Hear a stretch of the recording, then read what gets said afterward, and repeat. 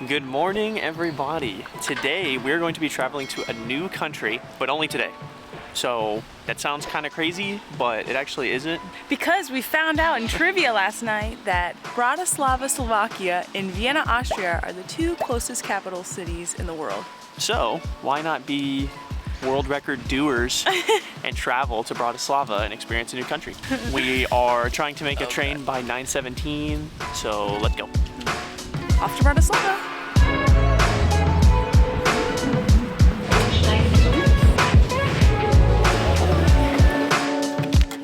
Got some breakfast. Our train's gonna leave here in like 6 minutes, so we better get going, actually. Cheers. Cheers. Coffee.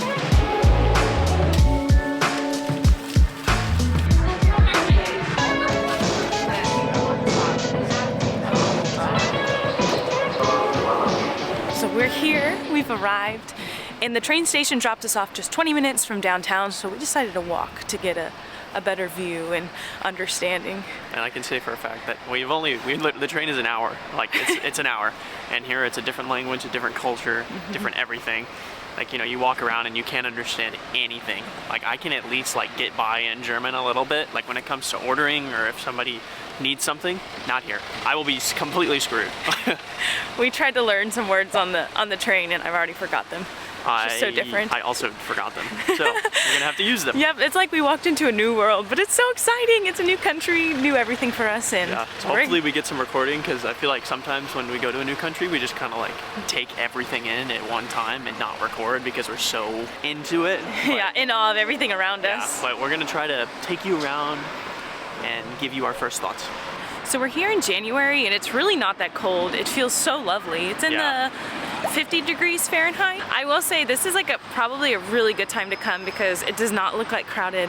I would assume that Bratislava and Vienna would be so beautiful in the spring or summer because there'd be more plants and the trees would be alive, but regardless, it's still beautiful.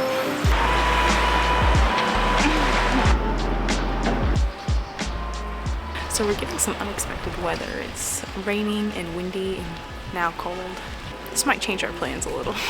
We're at St. Michael's Gate, and I thought you could climb it, but I don't know where. And there's supposed to be a museum down here, so we're at the wrong spot or they changed it. All right, this weather is killing us. Yeah, it didn't say it was gonna rain, and then now it's supposed to rain all day. Yay, and we didn't bring an umbrella. Yeah, we don't have an umbrella. Or a rain Luckily, jacket. I mean, I just have this jacket, and I mean, it's not gonna help. Which way? I think this way. We're trying to look for a poncho in the meantime. Yay! I love Slovakia. Well, now that is taken care of. We can officially continue with... Oh my god. My ankle. Did you just twist it? These cobblestone streets have zero mercy. The gap between the stones is like to the core of the earth, so... Oh, this is one of the bars that I think I saw. Anyway, we're like all over the place right now. Okay, so up ahead is the castle, and right now we're going to be walking to St. Martin's Church, which is right below the castle, and it's supposed to have an absolutely magnificent inside. Everyone online said that it did not look good on the outside, but I looked at the pictures on the internet and it looks pretty. I mean, I don't know, maybe we're just like American, so every European church to us is like extremely unique. It's an upgrade. Yeah, so anyway, that's where we're going. Well, I'm gonna have to say that the internet is completely wrong. This is an absolutely stunning church. Holy crap. I can see why they say it's plain, because it's just like smooth walls without like much detail, but it's beautiful. It has like the red tile roof and the teal accents, kind of like the Saint what tower at the front? St. Stephen's?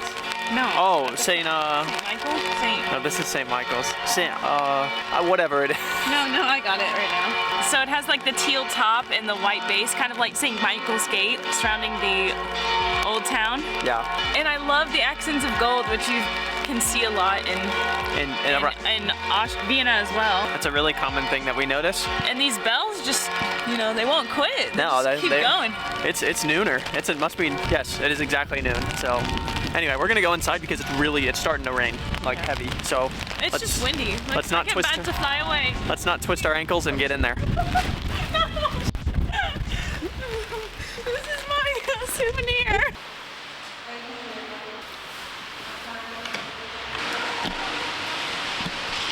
Well, that didn't last long. There's a mass going on right now, so we have to come back at 1. About an hour. At least it's not pouring down rain anymore, but I would assume it's going to continue to rain most of the day. Next stop. Next stop, we're going to Primate's Palace, which I'm not going to lie, I don't really know much about.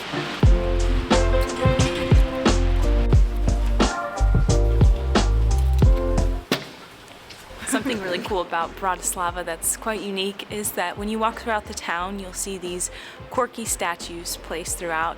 For example, the most famous, the Friendly Working Man, which is just a man coming up from a manhole and relaxing.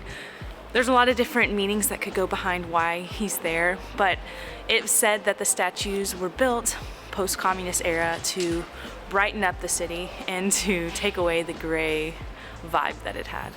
I hope those white balloons don't mean that there's a wedding going on and it's temporarily closed. Yeah, because we're about to miss our second attraction of the day. Are we allowed in? After being in Vienna for a few days, this is a really unique experience because we get to walk through a palace pretty much alone. We have the whole place to ourselves, and it was €3 to enter.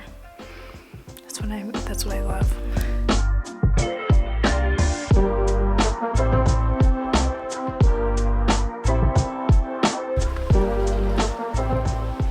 Wasn't a palace that people lived in necessarily. It was really more of a meeting place. So a lot of it was just about the building and a lot of the paintings inside of it, which it's interesting depending on who you are. But the big historical significance behind this is that in, I believe it was 1860, Napoleon signed a treaty to end the Holy Roman Empire. And it's also located right in downtown Bratislava.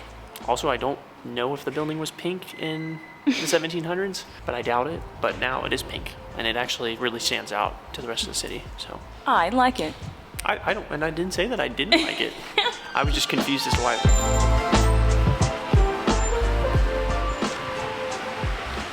So this is the Blue Church, or in Slovak, Modrý Kostolív. All of our Slovak fans know. Probably 0 that we have. Just kidding, but yes, it looks so cool, so unique. It reminds me of a big blue marshmallow candy. That's a good. That I just want to like snack down on, right? Yeah.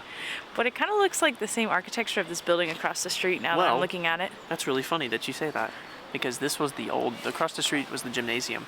Oh. And this used to be the old gymnasium, and then they turned it into a church in 1903. So that's. Would you look at that? Right, that was the history that I knew. That's awesome. Yeah. We're back. All right, we're back to the cathedral. After a nice 20-minute walk from the other church, which were in 2 completely opposite directions, we've made it back here. So let's go check it out. It's supposed to be really, really beautiful inside. I'm very excited.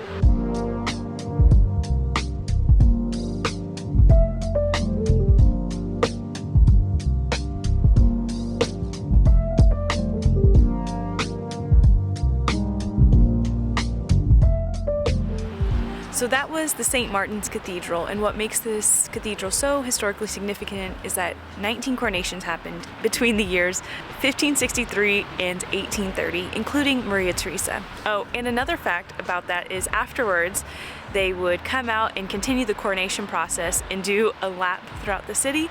So when you're walking around Bratislava, look down and you might see crown-shaped tiles in the roads, and that is basically like the map out of the route that they took. Also, this is one of the oldest churches in Bratislava, and we got to go underneath the church into the crypts, where we believe a lot of the important religious figures from the church are buried. But everything was also in German on the tiles, or the crypts, if you will. So it was really well preserved and old. Like, it was truly, it felt like we were walking into a crypt in like the 1800s, 1700s. So it's a really, really cool experience, and it was free. Now it's quite chilly and we're pretty hungry, and Andrew found a pub. Not that was on my list, but well, there's one pub that I found. Anyway, it doesn't matter. Let's just go. Also, check out the sky. It really cleared up since this morning. Yeah, I'm glad we're no longer getting rained on. It is absolutely beautiful outside right now. Now we're gonna hide away in a pub when the weather gets nice. Hide away in a pub and try to speak Slovak.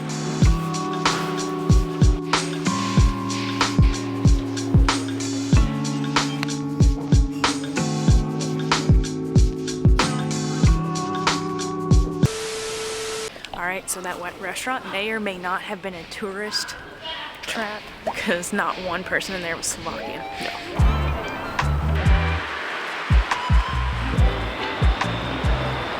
Well, y'all, our time in Slovakia is coming to an end, sadly. We are headed back to the train to go back to Vienna for the night.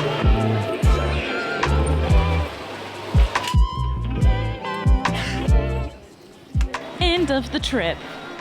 Time for what? A doner kebab. This guy's obsessed. I'm obsessed, dude. That doner hit the spot the other day.